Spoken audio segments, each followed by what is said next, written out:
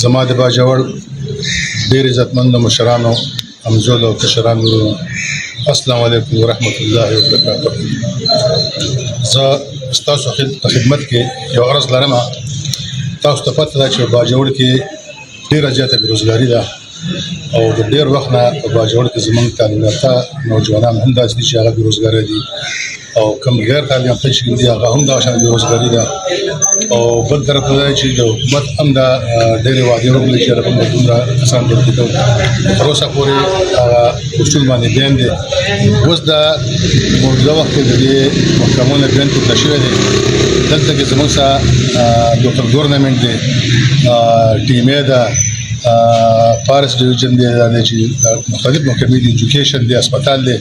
دلته مختلف اسامیان راغلي دي او په دې باندې به څو ورځې پس کېدای شي چې ډېر زر په دې باندې بټیانې شروع شي.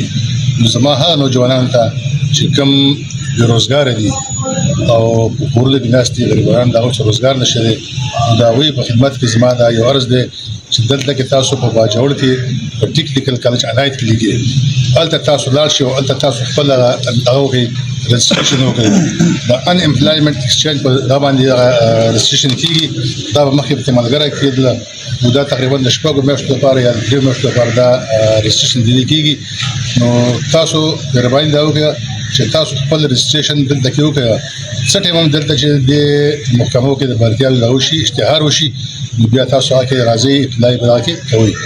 په دې باندې مخکې دا چې تاسو ته پته ده چې په کله زموږ هدف واخیستو په لوکل ګورنمنټ کې 127 اسامیانې وي منه قاصدانو، نو په هغه باندې موږ د دې خلکو سره لانجې وکړلې او موږ ته دا خبر وشول دا تاسو په میرټ یو کې یاد شي چې دا تاسو قراندازي باندې وکړئ چې هر څوک کېږي چې را په دې کې څوک پیسې ونلي او بغیر پیسو د خلک برتي شي د باجوړ خلک د غریبانو خلک دي چې دې باندې څوک چا نه پیسې ونلي.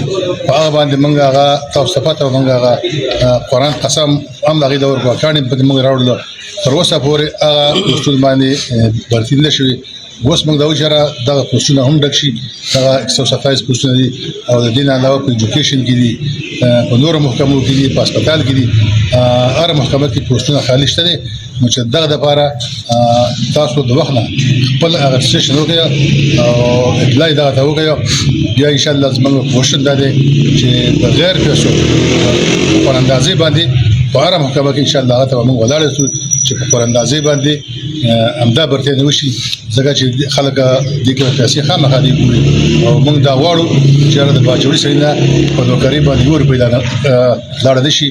نو انشاءالله زموږ ستاسو هم دا اپیل ده کوو، دا تعاون به تاسو زموږ سره کوئ چې کله هم دا دی چې په یو محکمه کې د اشتهار وشي او هغه کې کومې نوکریانې اشتهار شي، نو پاک به انشاءالله زموږ دا کوشش دا قراندازي باندې وشي چې هر څوک کېږي باجوړی به چې هغه ته پیدا وشي چې هغه نه اوته لکه 10 لک روپۍ دا لړلی شي او هغه ته په کور کې پاتې شي.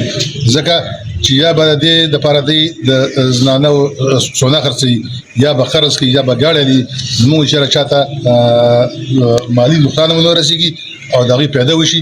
نو دغه دپاره دا ما یو میسج دی تاسو ته زه دا میسج کوم.